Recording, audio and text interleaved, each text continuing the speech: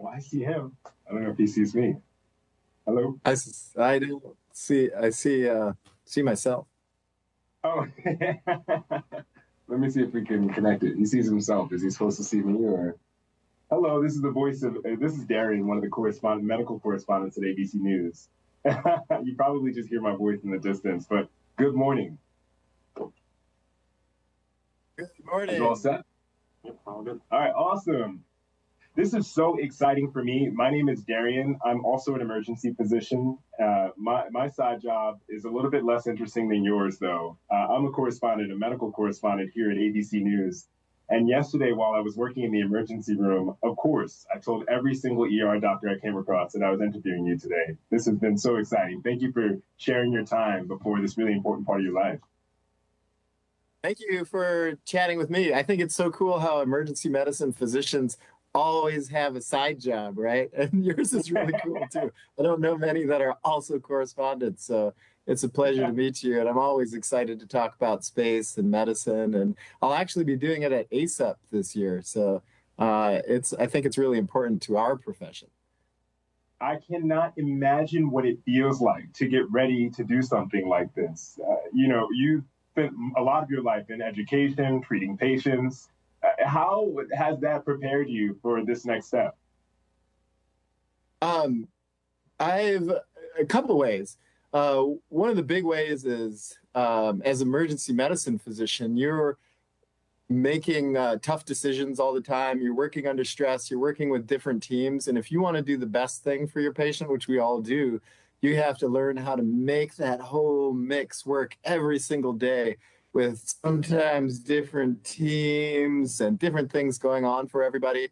So that same skill set is a perfect translation to working with astronaut teams, working with teams of engineers, and working in space. It's high pressure, it's changing, it's dynamic. You need to be able to make smart decisions. So that's a big part of it.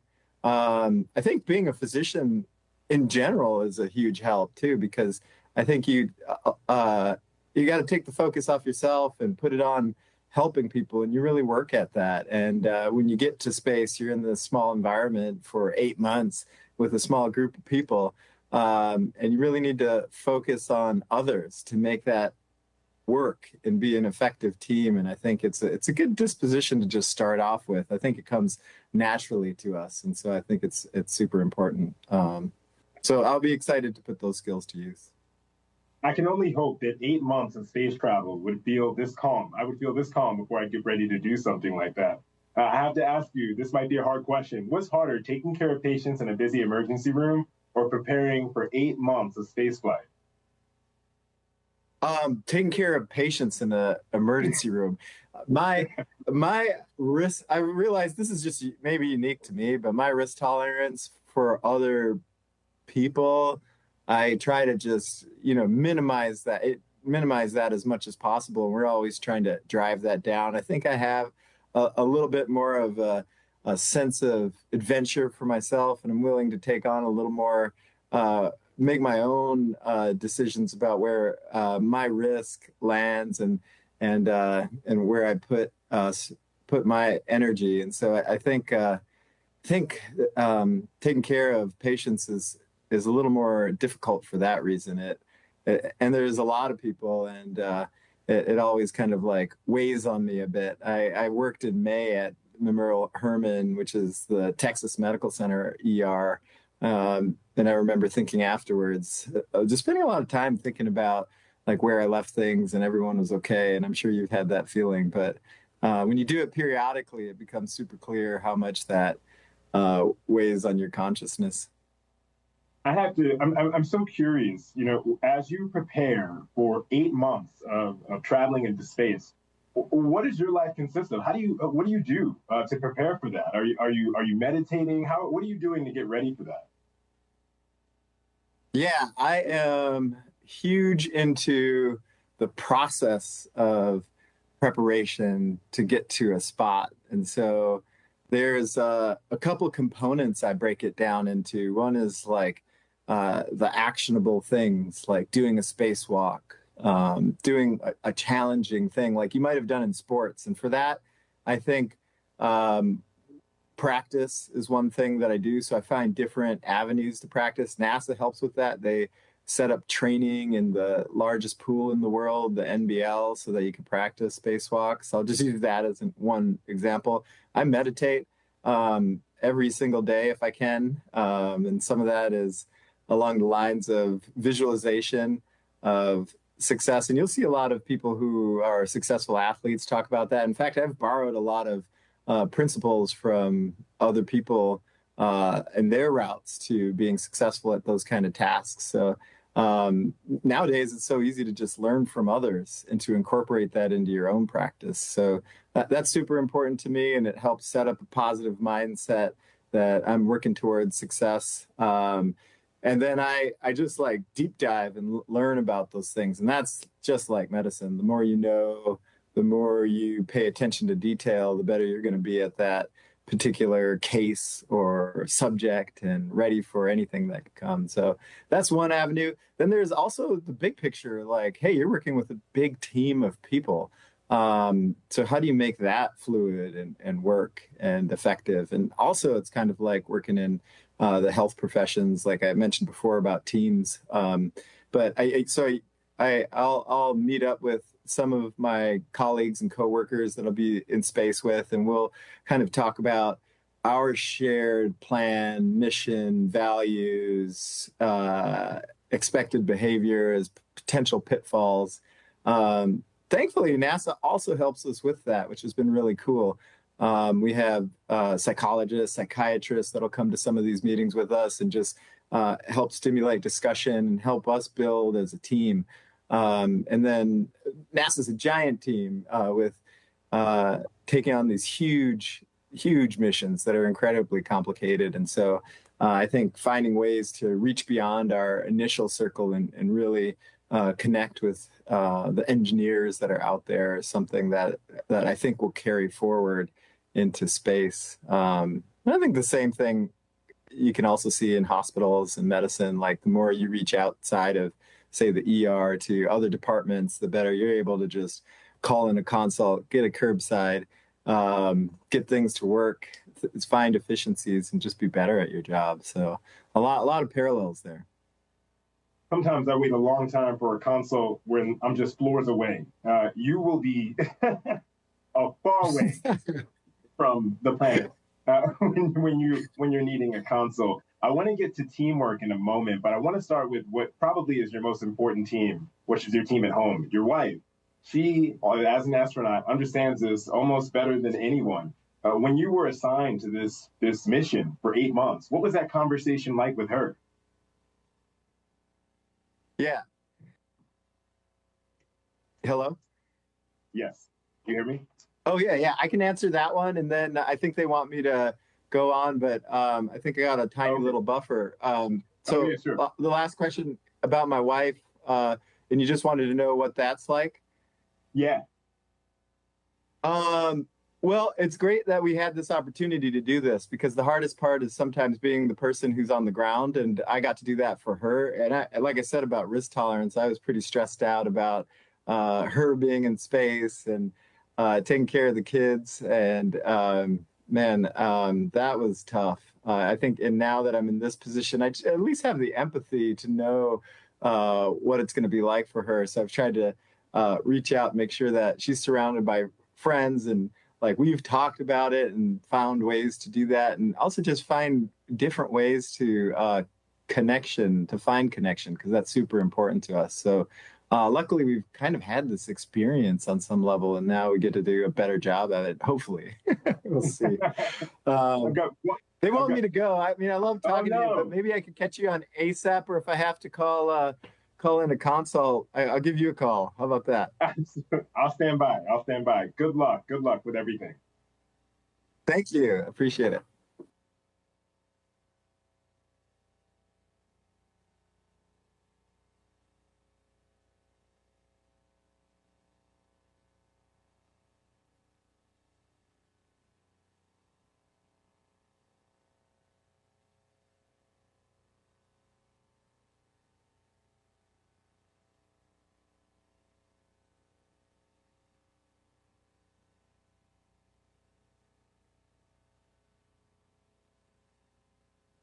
It's easy for me. I could do like 15 seconds. So just give me a warning like that if it's long. I don't mind like wrapping it up like that and burning a minute or two if that's what it takes. But that's fine. I think that worked out. Yeah.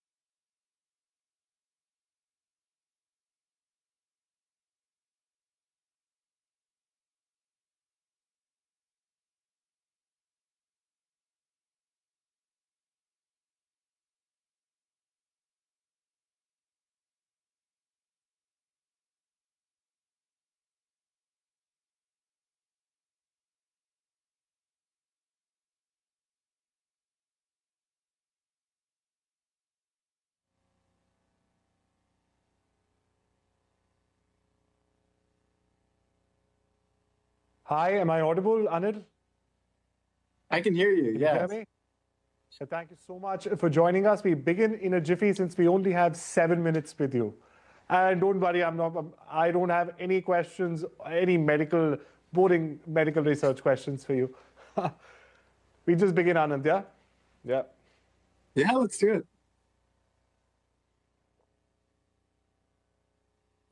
An engineer, a Space Force colonel, mind you, and a man who once left Harvard to vaccinate children against polio in India. In 22 days, he leaves Earth. NASA astronaut Anil Menon joins us live from Star City, Russia. Anil, welcome on NDTV World. My first question to you, 3 weeks from now, you leave Earth for the very first time. What does Star City feel like at this point in time in the countdown? Star City has been a home to me, oddly enough, because I worked here as a doctor in 2013 first, and I would spend 3 months chunks here. And so I was always behind the scenes, making sure people are healthy, and watching a lot of the astronauts train. So there's something just incredibly familiar about this place. The people, the buildings, the training. It's a very historic and old program with a lot of history. So it's really an honor to be part of it. Now that we're getting this close, the feeling is bittersweet because I recognize that what seems like this big long history is coming to an end almost. Like, will I come back? Will I see it again? Because I'll be gone for so long, and then I'll return, and they'll fly me from there back to the United States, and I'll have research and more things to do there with NASA. So it's almost that feeling when you leave a place that you love, or leave home, or leave somewhere you know so well. So that's the feeling I have right now, but also mixed in with the excitement of this huge adventure that I've dreamed about my whole life that's right around the corner. So it's an interesting mix of feelings. Absolutely. You said something very interesting about the resistance, 8 months in space, long time. Iron Man, Kokoro, 50 hours of military-grade suffering. How does that, how does that prepare the body for something with no finish line, like 8 months floating in microgravity? Um, I would say it prepares the mind more than it prepares the body. I think a lot of the success that I've had in the past 7 years, from working at SpaceX to working as a NASA astronaut, has largely hinged around one important lesson about mental toughness. These things like the Ironman and the Kokoro, the long workouts, they're really crucibles to kind of sharpen that skill. So in a very short period of time. But the skill is really different tactics, different things that I know are in my toolkit that I can lean on when things get tough, long, challenging, or intimidating, or those are things that I know I've done before. So I have the confidence that I can apply them and do them in the future. Even just working at SpaceX, it seems like we had an impossible challenge every week that I needed to accomplish there. And sometimes, with impossible things, it seems incredibly hard, but I just never gave up, and we often did it. And now at NASA, our goal by Administrator Isaacman is to accomplish the near impossible. And so that's not an easy thing. And so it's those mental toughness and those internal resources that are going to get us through as a person and as an organization. Absolutely, Anil. So your parents also came from India and Ukraine, and you once left Harvard, if I'm not wrong, to spend a year vaccinating children here in India. In 3 weeks, you looked down at that country from 400 kilometers. What would that young man in India say if he could see you right now? Oh, man. I'll be up there soon with you. I mean, that was a wonderful experience. I went to Jawaharlal Nehru University for a year. I lived right next to NDTV in Greater Kailash in New Delhi. I also got to reach out to the smaller villages and help vaccinate with the Rotary Foundation people with polio. People who to prevent polio. And it was good to just meet so many people in so many different walks of life. It's such a rich country that I'm proud to be a part of in my heritage, with so many capabilities. You see all sorts of people all over the place, and that inspired me to say, like, anything's possible. And I think that's true for everyone there. And I know that there's all sorts of exciting things around the corner in terms of the space program there. I've got to meet a few of the astronauts that are from the country. And so it's just a really exciting time. And I hope that that people are just interested in space there, and they dream big. They dream outside of the country, outside of the world, and share with me, with NASA, with India. It's really a global aspiration for all of us. Of course, Anil. My last question to you, like the famous band Pink Floyd put it, you literally go from the man on the outside looking in now to the man on the inside looking out. What does that feel like? Yeah.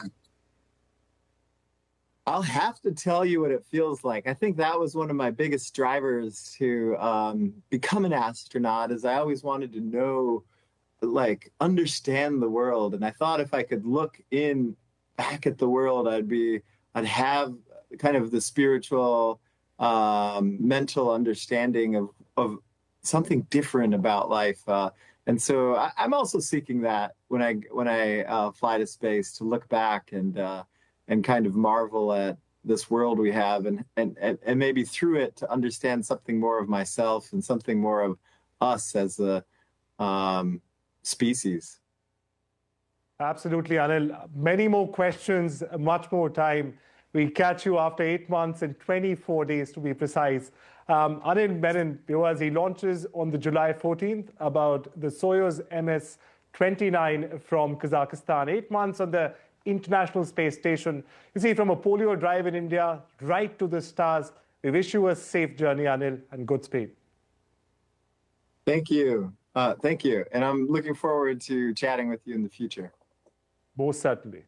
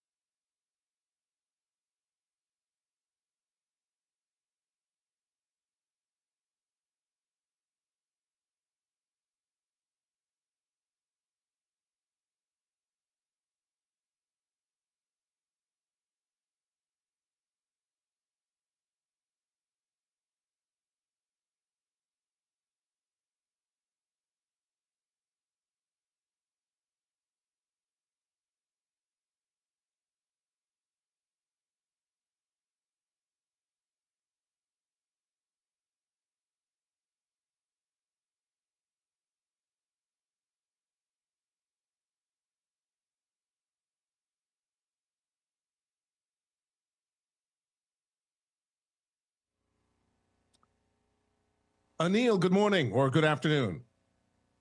From Good Florida. Morning. Nice to see you. Thanks for making time to do this. I host a national show for iHeartRadio's news talk station, so that's what this will be a part of, just so you know. And I'll do a fancy intro later. Just hop right in. Oh, awesome. Let's do it. Thank you for chatting with me.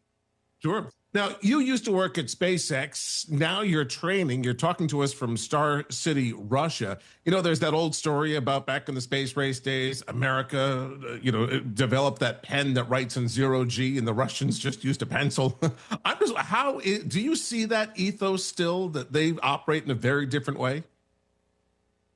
Oh, yeah, definitely. I think that's a fair characterization.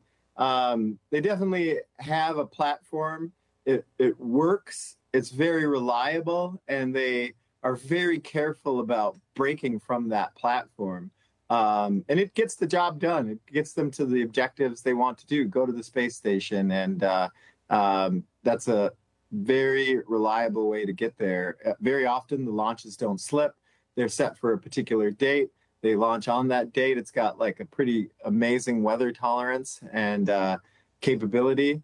And they also have the people dialed in to just do the logistics part of it. And then, I worked at SpaceX, and you might say it's polar opposite from that.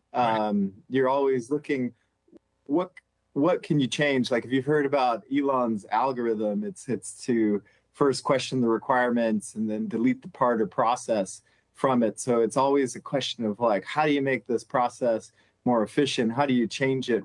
How do you evolve to the next thing? And I think the goals are very different, and that's the driver. And they're both wonderful in their own way.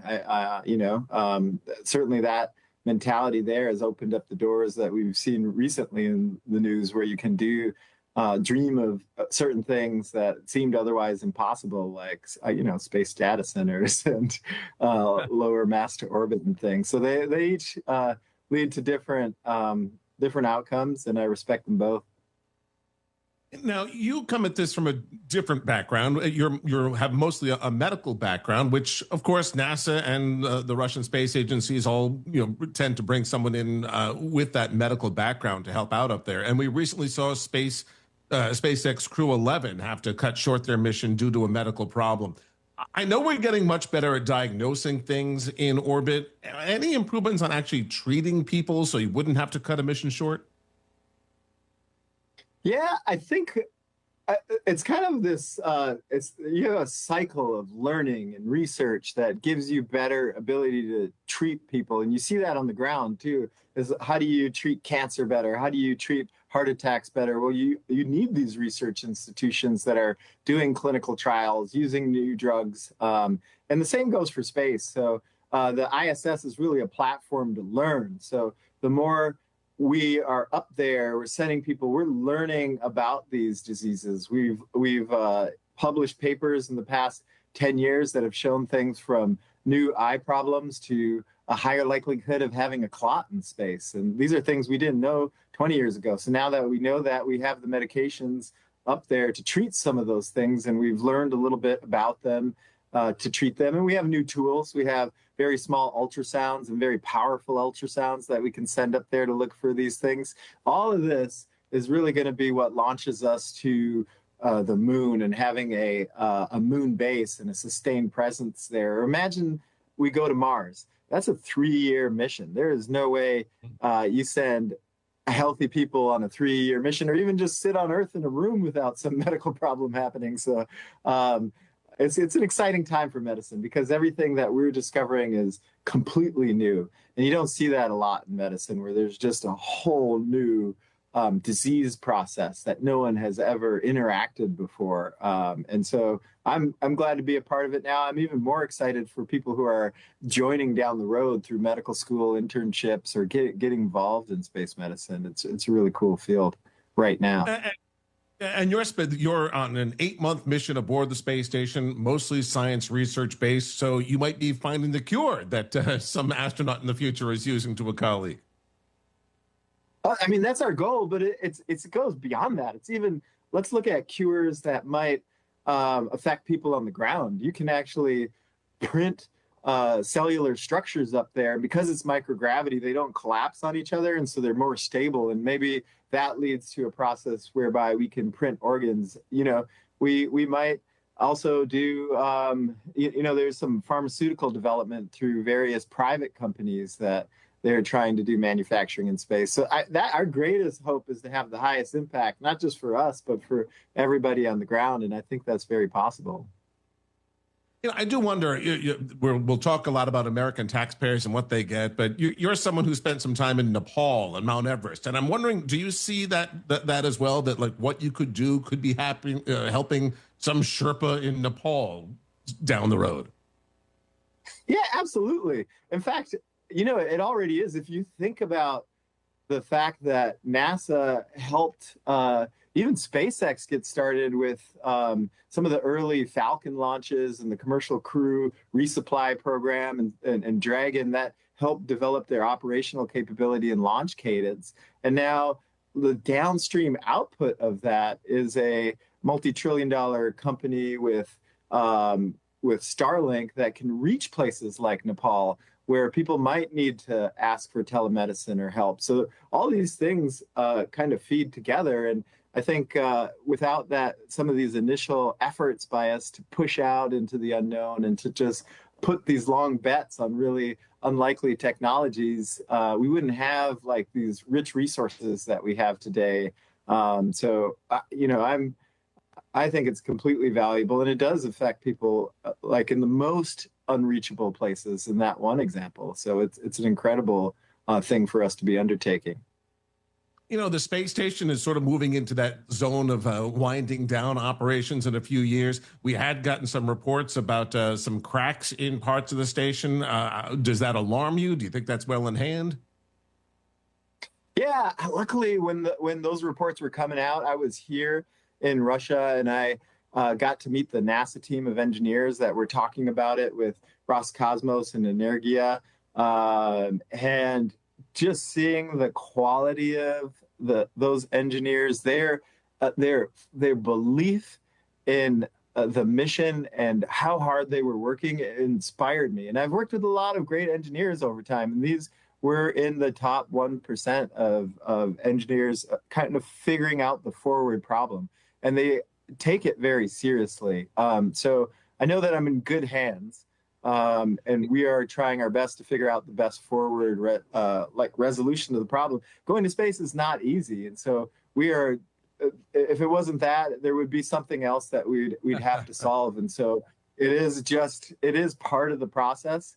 And thankfully, the people working at NASA and the people working on these particular problems are truly solving the hardest problems that we face. I'm sure you're getting plenty of advice, but your wife has also flown in space. Has she given you specific Anina advice for this about what you may like or not like? Oh yeah, she's great. She's given me like all my life advice, not just this. But I think specific to this mission, she had a 5-day mission that was like extremely developmental. And so she had to be super organized about how she used her time, which was thinking about the photographs you're going to take, making a spreadsheet of different ways you were going to reach out to people and the way you would use your time, and practicing things like photography, or being very intentional about the work things you do so that they're highly efficient so that you can do more of them. And so she's kind of like shared this philosophy and process of just being super organized about this precious time that I have in space. So I feel like I'm going into it with the best of intentions and like really ready to maximize every moment of it, because I've dreamed about this my whole life, and so I feel very grateful for the opportunity, and I want it to be meaningful to me and to everyone that could potentially benefit from it. And she'll make a hell of a scrapbook out of it. All right, Anil, I'll let you go. Thank you very much. Best of luck. Be safe. Thank you. Bye-bye.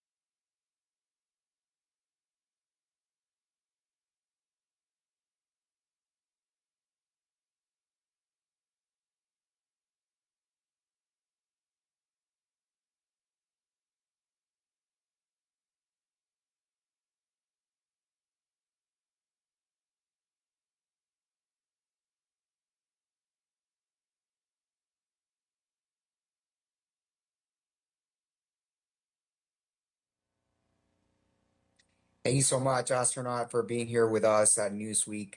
My name is Leonardo Feldman. I want to ask you, what are you most excited about for this trip? I am most excited about the opportunity to just be in space and experience the changes that happen to the human body up there. I've spent most of my life studying through medicine, health, and disease, and then I spent all my special time, like specialization in space medicine. And so it's such a unique thing to actually see how that happens. It's actually like, you usually don't want this to happen, but it's like the doctor becoming the patient. But in these unique cases, it's really worthwhile because there's just so much to learn and so much nuance to it. I worked in the Himalayas on Mount Everest for climbing season, and I had read about it a lot before going there, but when I got there, I realized that it's a lot more complicated than it seems on text. It was sometimes hard to differentiate between acute mountain sickness and just gastroenteritis, which is stomach upset. So those kind of things are the nuances that I want to just learn and truly understand and kind of take my career full circle. And the U.S. just recently declassified several UFO sightings. Do you think that these are extraterrestrial beings? Is this something that you're hoping to, discover in this trip potentially? Well, now that it's declassified, I could totally tell you if I encounter them. So I for sure will follow up with this if I have any interaction with extraterrestrials. I give you that solemn promise. But it wasn't something that I necessarily set out to do. But I do think one of the spacewalks that we're thinking about doing is to go outside and to swab the external area of the space station. And what we're looking to see is if there's any bacteria that can survive on the external side of the space station, in contact with space and those cold, extreme temperature changes. And so that's a very interesting experiment. Past reports made us think perhaps it's possible, but it wasn't clear if we had a really good control, like we might have potentially contaminated it. And so I think we're going back. We're going to do a good job of like having a very controlled experiment, and that'll be some more exciting science to follow in terms of just other things living in space.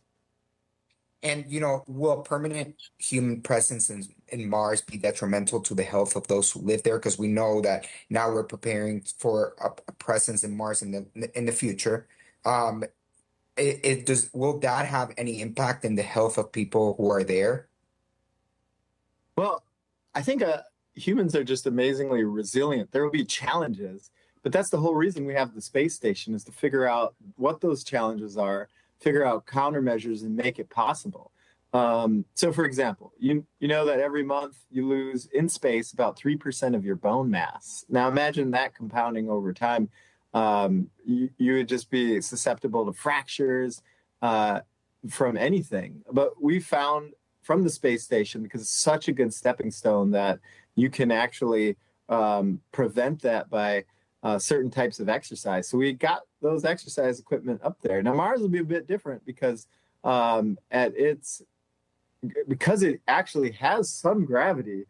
Instead of like lifting like 100 pounds on your shoulder, you can lift 300 pounds on your shoulder and it'll give you the same effect. You can't do that on the space station. You need to have some sort of resistant exercise, but I think there's a lot more avenues on a place like Mars to getting those kind of Earth-like pressures and gravity-like impact that'll affect your body positively. There will be some challenges. There's new substances there like perchromate that we were looking at, and it's a whole another environment, but that's part of the challenge of it, and that's why we're now using the Earth and Moon base as a platform to do those things and just open up even more doors for us. And one last question. Elon Musk wants to fly passengers from city to city with rockets. Will that be detrimental at all to the atmosphere? I have read some articles that suggest that this could impact the atmosphere if we have multiple commercial rockets going back and forth all the time. Is that accurate? What are your thoughts about that? On the atmospheric impacts of transportation, I think there's a lot of technology that we need to. I think it's a lot of technology we need to prove to get there. Um, I don't doubt that he is capable and SpaceX is capable of getting there. They've shown that they can do a lot harder things, but in the process of getting there, I think what you do is you figure out some of those challenges. Like just like going to Mars, we figure out some of the health challenges. Doing point-to-point transfer, we figure out some of the technological challenges, and we figure out how to solve it. I mean, think about just energy utilization. We've figured out how to make cleaner energies, to take energies that were existing for hundreds of years and figure out systems and plants that make them more sustainable and cleaner. So I think all of these processes, there is a way forward. We just need to thoughtfully move forward. And I have full confidence that that will be part of the process. And certainly it's an issue that I've heard him talk about. So I think if SpaceX decides to head that way, they'll likely do it. Thank you so much. If there's room for a mini question, what will you miss the most about Earth while you're there? Oh, my wife and kids for sure. That's an easy one. Yeah, I'm gonna miss them a Awesome. lot. But luckily we'll have the opportunity to like do video calling and stuff. So Well, I wish you the best. Thank you so much. I really appreciate you speaking with us on Newsweek. Thank you again. thank you. Bye.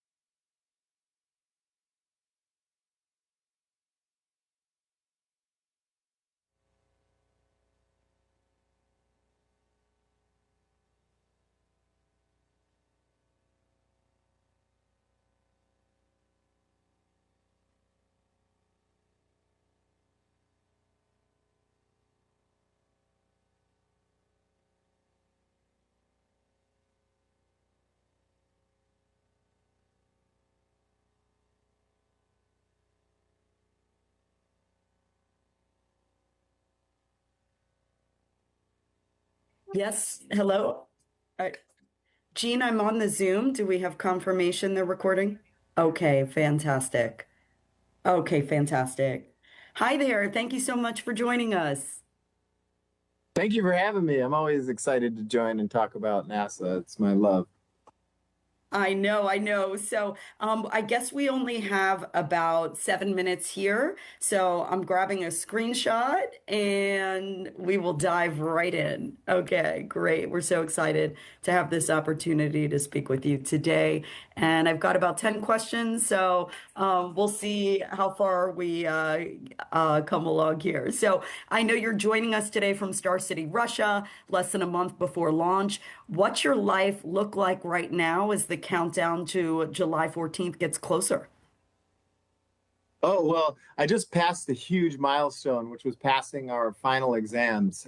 So it was like final exams that you might have taken at any point. It's high pressure.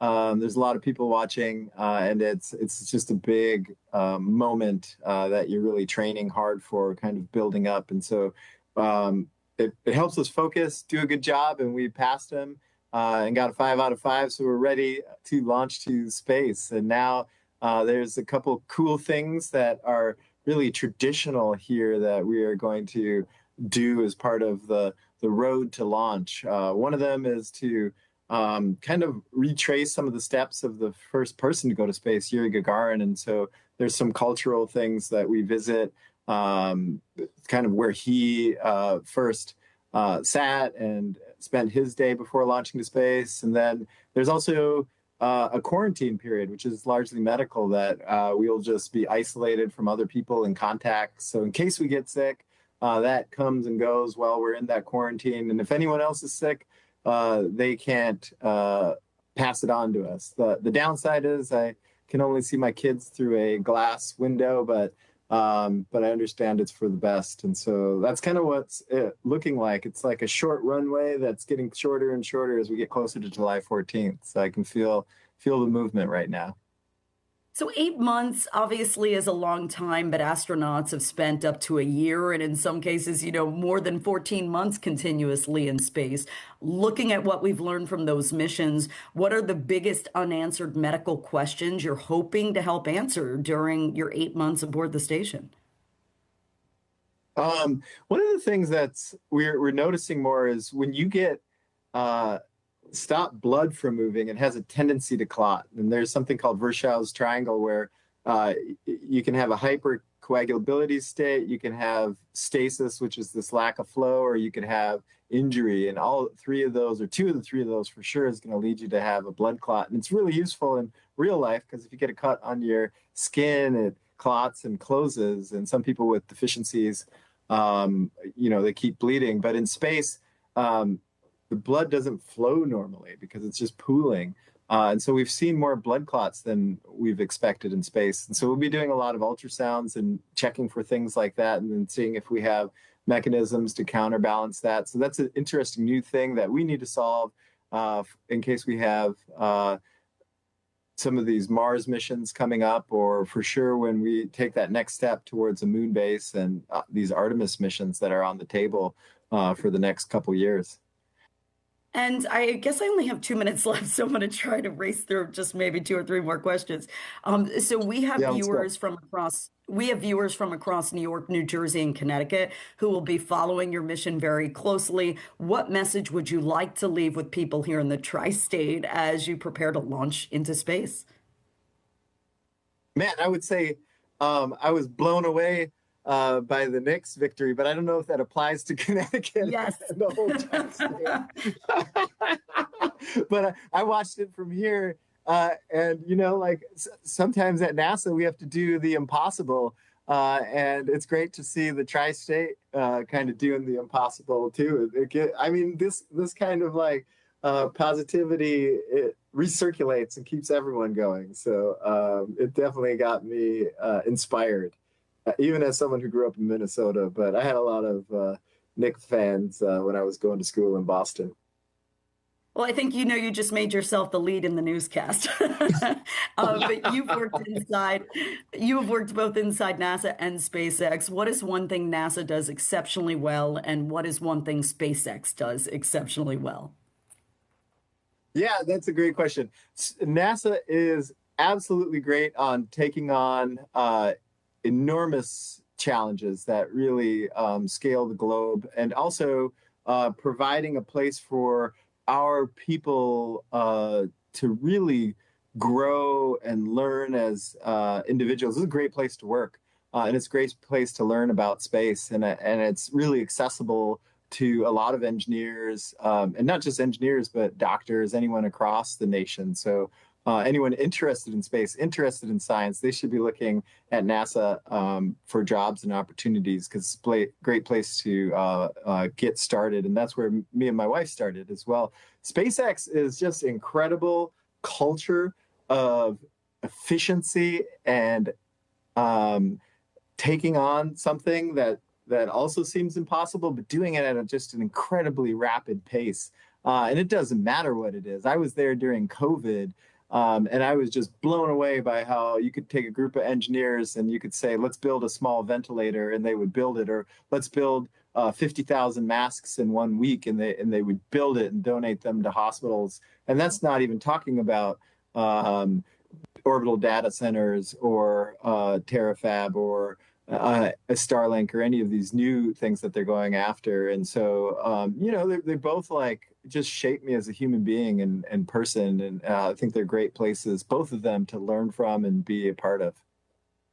I got the hard rap from my producer. I could easily speak with you for a few more hours. We're so inspired by you and your mission, and Godspeed. Thank you. It was great I talking hope to to you. speak with you after your successful mission. I would love that. Yeah, that'd be awesome. Thank you. Best of luck. Bye-bye.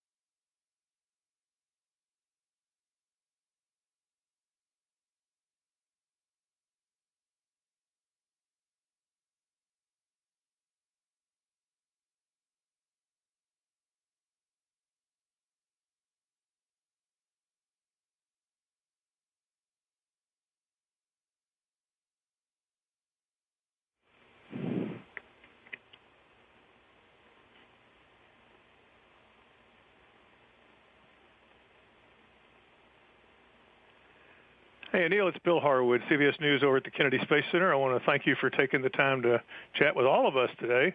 But given the short time constraint, I'm going to jump right in with some questions, if that's okay with you.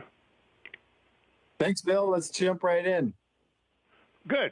It's obvious with you and your wife. You were on the home front when she flew on the Polaris Dawn mission, and now your roles are reversed.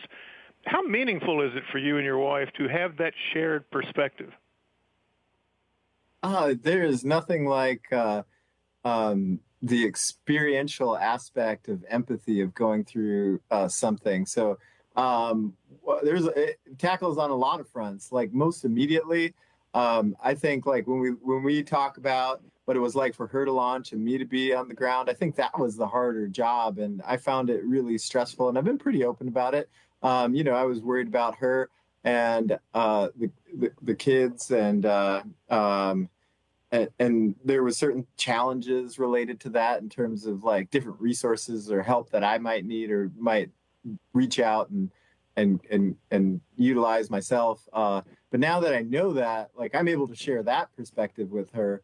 So I'm like, hey, heads up, like it's going to be a lot easier for me to do this launch. And we've been really thoughtful and intentional about making that a smoother process for her. But and on the same side, like going to space, she's got insight into what that's like and what the launch might be like and how to make it meaningful, how to stay prepared and organized to take the most out of it. And also just like what to capture, remember, and bring back and what was important to her. And so we've talked a lot about that, so that I think like either side of this, my side and her side, hopefully we're better off and we understand each other a bit better when we do that. I'm sure she told you to at least take a few minutes to enjoy your time up there, right? It's not all work, right? Oh man, they were the busiest crew that I could imagine. I think I was telling her that when she was in space. They were working like 14 hours a day because they had 5 days, and so they tried to get all the experiments they could possibly get done during that period. And they were all sleeping in a Dragon, which was right next to each other. So I'm sure it was a little bit harder to sleep in that environment. So they just kept working. But yeah, she told me how precious it is, and to take a few photographs, both mental and with the cameras that we have up there. So that definitely is in my future plan. Definitely. For most people, the drive to work is probably the most dangerous thing they do every day, but you guys go to work riding on a rocket. I mean, you obviously accept more personal risk than most people do in their daily lives. How do you think about it, and what makes it worth taking that risk? Yeah, that's a good question. I think we'll have to look at the numbers, because I do drive on I-45, and I'm not sure what the relative risk is. But I get your question in terms of like approaching risk. And I'm an emergency medicine doctor, so it's my job usually to reduce the risk for other people to the lowest extent possible. But for myself, like I get to decide on what kind of risk I take on, and my wife does, and certainly it affects my family. And so it's something that we've really thought about a lot. Like we thought heavily before, accepting these positions, what it meant to us and what it meant to the family. And I do think there are some things that are so important and so worth it that it is worth pushing forward and taking on. And this is one of the things I've just, when I think about the opportunities that space opens up for us as a society, some of the things that we've got out of it from, all this flourishing of companies and communications and satellites and lower cost to launch that NASA, in conjunction with its commercial partners, have kind of brought to reality. It's just had such a huge impact on us that it seems definitely worthwhile. And what is this? It's a lot more than just me launching to space, and it certainly was a childhood dream. But I think as I've gotten older, it's become more important that what ISS is really a stepping stone for us to just learn about Right. our next step. And next step is the moon. It is going to Mars. So that's kind of how I look at it and what makes it worthwhile Very for good. me. Well, here's a slightly related question. I'm sure you've been asked this multiple times by now, but what is your sense of the seriousness of the leak in the PRK? I mean, do you have any concerns about that personally? Is that something you guys talk about? Yeah, we definitely talk about it.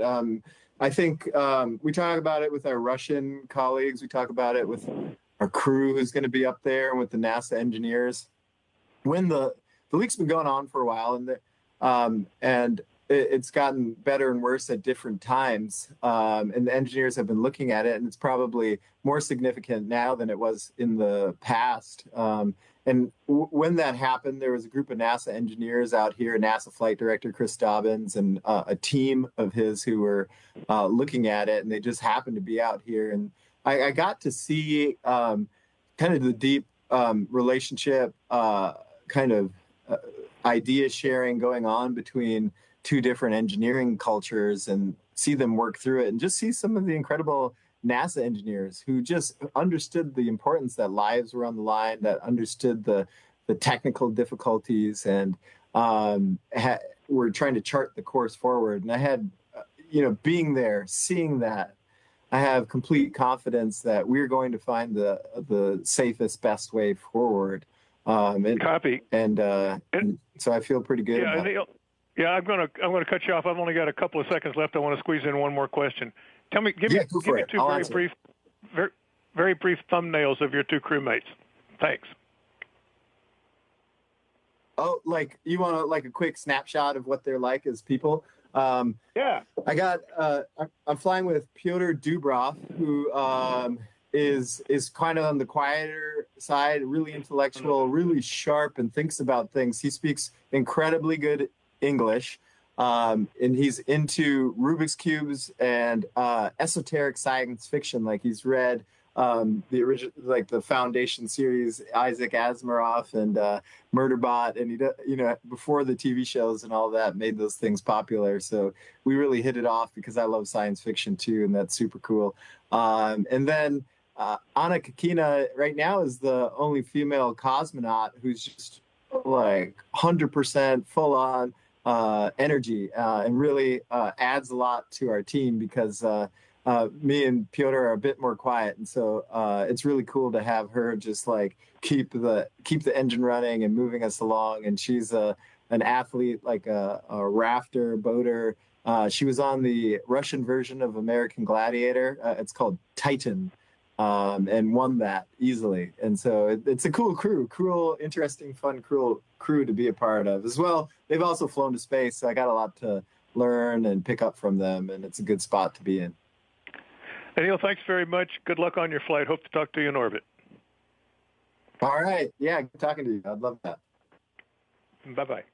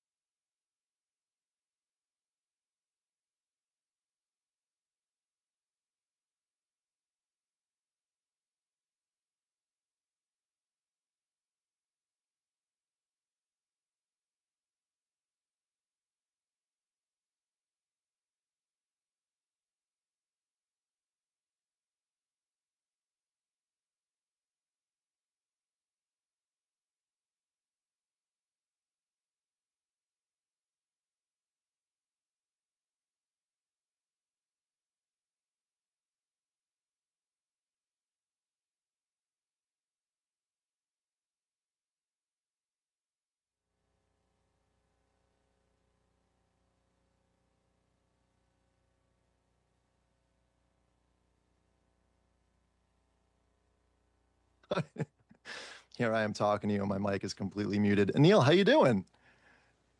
I'm doing good. Hopefully I'm not muted, but yeah, excited You are to talk not. No, to you're you. coming through Thanks for crystal having me. clear. Yeah, of course. Good to be talking to you.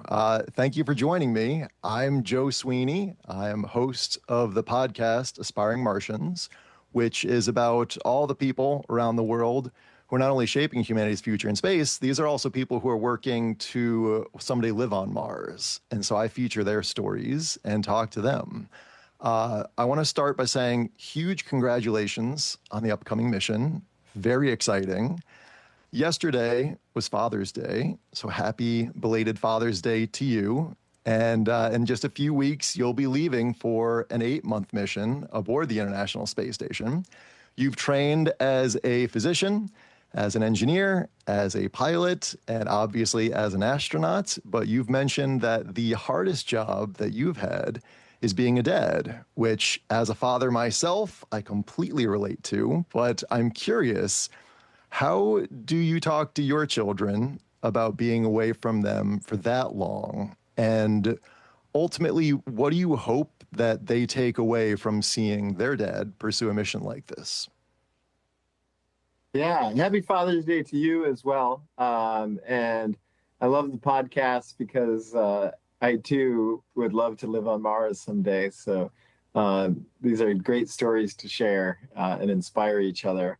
And maybe my kids will, and your kids if they're interested in that. Like, hopefully, the opportunity is there should they decide. And that's really what I would like them to just know is to just find their passion and pursue it. It's as simple as that. I think my wife and I really thought hard about choosing these careers. We're both in space and astronauts, and it can be like incredibly complicated schedule, which sometimes takes us both away from home. And it's just a struggle. It's like a constant balance that we struggle with. Like, are you really spending enough time? Um, are you there as much as you should be? And it never feels like enough. Like, yeah, until you're at 100%. I'm sure a lot of working parents feel that way. But what we hope them to see is just that that they can find something that they're really passionate about, and hopefully that example is what carries through as much as any lesson we could just tell them about. And so that's kind of like why we chose to just keep on this path, find the best way through, and then just talk about it as a family, figure out what comes up, and figure out how we just be open, honest, sharing, loving, and talk about it. My oldest wants to be a veterinarian, and my youngest wants to be a unicorn dentist, which is a fascinating combination. So I love that you say, and I've heard you talk about it before, but you want your kids to follow their passion, and clearly you are following your passion, and it's inspiring to a lot of people, but I would imagine especially to your kids as well. I know a lot of people talk about the technical challenges of getting humans to Mars. It's a very difficult concept to even wrap your head around. But you're about to experience kind of like one of the human challenges firsthand, which is being away from your family for months at a time, the longest that you've been away from them at this point. What is it then that you've learned as a father preparing for this mission that you think will be important for future explorers or future fathers who are going out to Mars that may someday spend like years away from their home? Yeah, my wife and I sat down and we talked about like one of the biggest things that I took away from the astronaut office was actually this exercise where we all defined as individuals our values. And you can often see people's actions, needs, wants, and some of the challenges you have with them if you understand their values. And we narrowed it down to 2 in this exercise. So my wife and I did this, and we came up with connection was really important, and honesty was really important to the 2 of us. And so connection is just like a big thing when you're away for 8 months and when you go to Mars. And so we really were intentional about thinking, how do we solve for this connection problem? And I spent 50% of my time training here in Russia with a 9-hour time difference. So I had a lot of practice in doing that. And I hope some of these lessons carry over to space. But some of them are just like trial and error, cool ways to connect with the kids, like playing certain board games with them over video that kind of keeps their attention. Maybe just checking in with a short video about my day for like 5 seconds, because that's what their attention span is at 8 and 6 years old.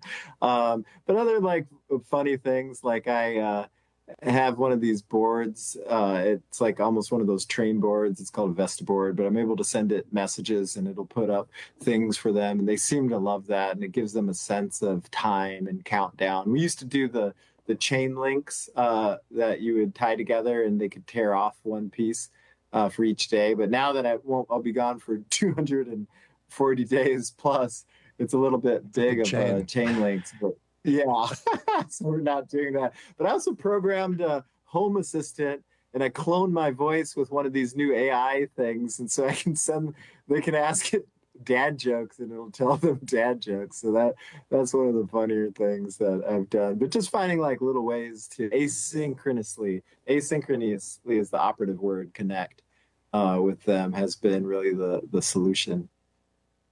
One of the best things I think about being a dad are the dad jokes that you get to sprinkle around occasionally, and not all the time, but occasionally out there.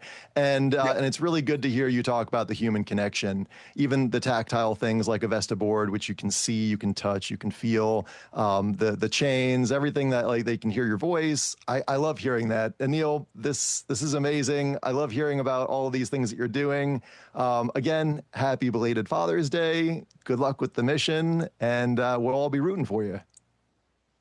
Thanks. And likewise, I'll be listening to your podcast from space. And so hopefully it'll give me some ideas for one day as we go to Mars, because that is our plan, is to use space station as a stepping stone to the moon and then Mars. So thank you for the chance to chat with you. Thanks, Anil. Take care.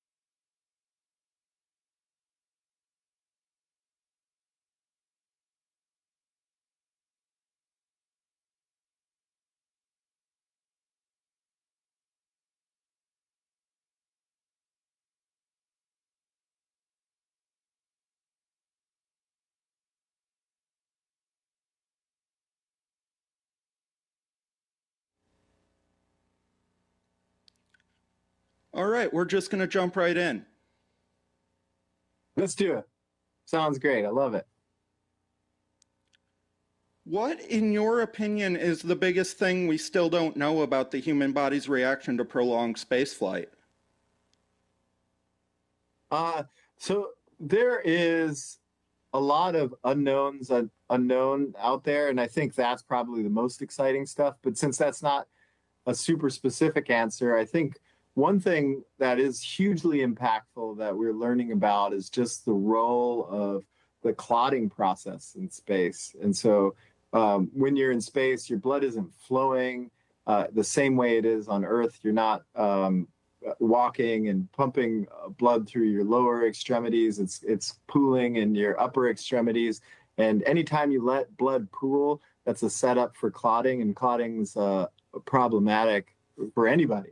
And so as you get more of those, it's going to be a challenge because ultimately we want to open the doors for more and more people to fly to space, and the space station's an opportunity to just learn about that as human guinea pigs sometimes, and then to open up the doors so that we can do things like a moon base, where we're going to need more people working there to help support the economy and all the big plans we have there, or go to Mars. And so I think that's probably one of the medical blockers as we move there. There's some technical blockers, or just challenges, I would say, not blockers, just things to work through, which is just how do you treat people as you are far away from evacuation on the way to something like Mars or on a moon base, and how do you do that with limited resources? And that's something that also affects remote areas on the ground. So those are probably the two biggest areas where it's worth just spending our time and learning a lot about.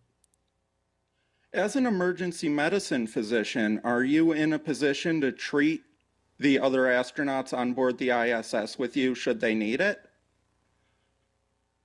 Yeah, I still practice emergency medicine. So I'm working in one of the biggest trauma centers in the United States, which is in Houston, Texas, at the Texas Medical Center. And so I still had a shift in May. So I've been keeping my skills up in case I should need those skills. I always, as an emergency medicine doctor, hope no one needs my skills. But certainly the good thing about emergency medicine is you have a wide catch of different things you're familiar with and can handle, from skin issues to true emergencies, as the name, to subtle diagnoses. And so it's a good setup for being able to help people who are in space. Plus, I've also studied space medicine and very interested in that. And so if there's anything unique to space, I can also help with those kind of things. How did your experience as a flight surgeon help with designing the experiment protocols you'll be performing? I wish I could take more credit for it, but there is a lot of people around the country and at NASA that design these experiments. And so the protocols are largely designed by these researchers, and I'm their hands there to execute them. So I think my role as a researcher in undergrad, where I worked at a biology lab, or as a doctor where I worked in medical labs, like those are going to be very helpful in terms of just being those hands for those researchers. So if they need me to do any sort of pipetting or experiments, I'm very familiar with them, and they're easy to pick up and know if I'm doing the right thing or wrong thing. So I think it helps in that way, but not so much the design. The design is done by a huge team of people that's interested in learning more about space. How do the protocols for these experiments being performed in space vary from protocols for similar experiments being done on Earth? Yeah, that's a good question. You've got such a limited time in space that people are really spending more time just figuring out how to make it really efficient when you're up there. So it's very much spelled out, because you can't spend all day doing, say, this pipetting experiment if you're transferring fluids from one thing to another. So the protocols are designed to have you just wrap something up and put the Ziploc bag in a very specific place and have all the materials ready, and to do it in an isolated environment. So they tend to be, in some ways, faster. But it takes a lot of thought to get to that point. So it takes a lot of work ahead of time. All right. Thank you very, very much for joining us today. Yeah. Yeah, thank you. Appreciate the time.